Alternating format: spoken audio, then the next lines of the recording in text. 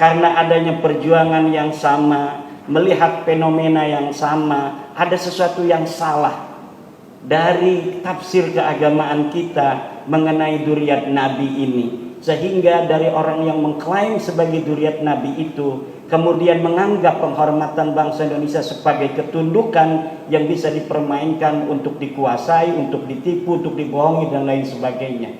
Gerentak hati itu kemudian ternyata resonansinya diterima oleh frekuensi yang sama. Hampir 80% masyarakat Indonesia sudah tidak percaya Bahlawi Habib itu keturunan Nabi besar Muhammad sallallahu alaihi wasallam.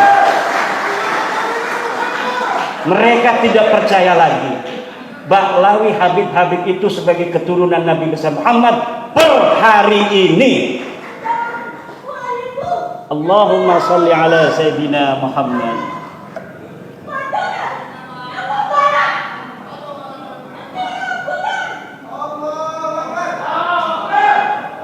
Maka saudara-saudaraku Laskar Sabilillah di mana saja berada yang hari ini kumpul dari seluruh pengurus pusat perjuangan Wali Songo Indonesia, musyawarah kerja ini adalah salah satu daripada kerja organisasi yang nanti juga ada seperti Nahdlatul Ulama. Organisasi kita itu adalah muktamar. Ini kita akan keliling seluruh Indonesia dari Aceh sampai Papua agar pernah diduduki oleh kerja-kerja dari perjuangan wilayah perjuangan Wali Songo Indonesia tingkat pusat di seluruh pulau-pulau yang ada di Indonesia. Kalau bisa setiap provinsi event-event acara-acara semacam ini berpindah. Kemarin di pertama di Cilacap di Jawa Tengah, terus di Cirebon Jawa Barat, sekarang di Jawa Barat lagi. Nanti Abah Yusuf mungkin bisa mengadakan acara di Banten, kemudian di Jawa Tengah, di Jawa Timur, di Madura, di Bali, di NTB, di Papua, di Maluku, di Sulawesi, di Kalimantan, di Sumatera. Untuk apa?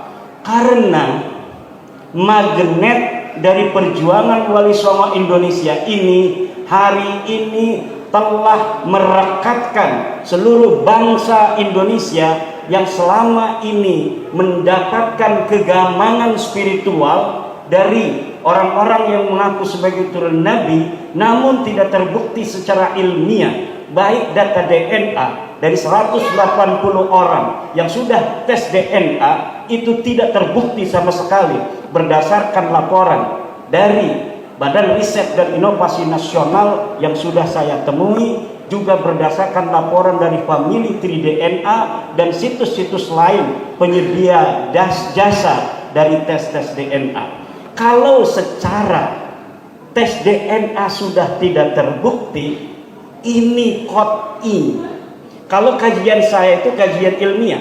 Kajian ilmiah itu dhannun qawiyyun, adalah dugaan yang kuat karena dia secara kajian pustaka. Tetapi kalau secara saintifik ilmu biologi ini tidak bisa untuk mengelak lagi.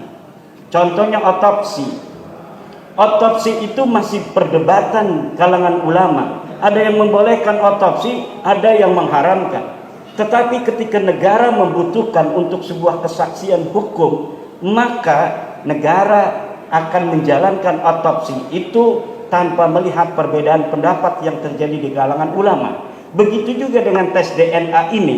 Tes DNA hari ini memang masih terjadi perdebatan antara para ulama untuk menelusuri nasab ke atas, apakah boleh dilakukan dengan cara tes DNA atau tidak. Tetapi ketika negara membutuhkan pembuktian itu, maka tidak akan bisa lagi mengelak. Karena apa? Media-media saintifik itu bersifat qat'i, bersifat final dan dapat dipertanggungjawabkan. Hari ini kita sering mendengar dari orang-orang yang memframing tentang bahwa hasil uji tes DNA tidak bisa dijadikan sebagai isbatun nasab atau nafi nasab. Tetapi kita yang semuanya kebanyakan adalah dari Nahdlatul Ulama, mempunyai pandangan daripada apa yang telah diputuskan oleh Nahdlatul Ulama dalam Muktamar di Boyolali tahun 2024 tahun 2004, di mana diputuskan dalam muktamar bahwa tes DNA bisa digunakan untuk menafikan nasab. Jadi apabila seorang anak DNA-nya tidak sama dengan ayahnya, maka dia dapat diputuskan oleh hakim bahwa anak ini bukan anak dari ayah yang diakukannya. Demikian pula untuk nasab yang jauh, bila menurut pakar-pakar DNA dari Badan Riset dan Inovasi Nasional seperti Dr. Ari Kain, Dr. Sugeng Sugiharto yang sudah memberikan pandangan ilmiahnya seperti kita lihat di tulisan dan di YouTube mereka, bahwa apabila hari ini ada orang yang mengaku keturunan Nabi, maka haplogrupnya harus sama dengan haplogrupnya Bani Hashim dan Nabi Ibrahim, yaitu J1. Sementara tes DNA dari Ba'lawi para Habib-Habib ini, dari 180 orang itu semuanya tidak ada yang J1. Ini adalah kesimpulan ilmiah yang tidak bisa dibantah oleh siapapun. Bahkan para dokter-dokter dari fisika mereka, kimia yang berusaha membantahnya itu dengan framing. Yang dimaksudkan oleh Dr. Ari Kem dan Dr. Sugeng itu adalah Y-DNA, tetapi yang dibacakan oleh mereka dalam membantah itu autosomal DNA dengan mitokondria. Itu berbeda.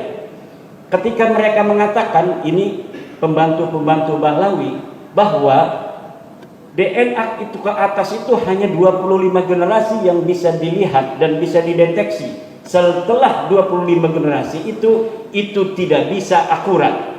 Itu yang dimaksud adalah bukan DNA dari Y-DNA, tetapi mitokondria dan autosomal. Kalau Y-DNA hari ini, siapa yang mengaku keturunan daripada Ken Arok, maka DNA-nya harus sama dengan Ken Arok.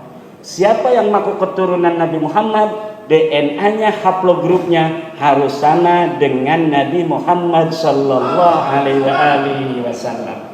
Walaupun Nabi Muhammad tidak mempunyai anak laki-laki, anak perempuan, tentunya terputus, tetapi Nabi Muhammad menantunya adalah sepupu laki-laki yang mempunyai kakek yang sama dari satu laki-laki. Maka haplogrupnya Abdullah itu akan sama dengan haplogrupnya Abu Talib, akan sama juga dengan haplogrupnya Nabi Muhammad, akan sama dengan haplogrupnya Sayyidina Ali, dan kakeknya yaitu Hashim akan sama haplogrupnya dengan Nabi Muhammad, dan juga garis lurus dari Sayyidina Ali ke hari ini yang mengaku sebagai keturunan garis lakinya, seperti orang-orang para sayyid-sayyid yang ada di Timur Tengah, terbukti mereka haplogrupnya J1, mereka keturunan Nabi Muhammad sallallahu alaihi wasallam.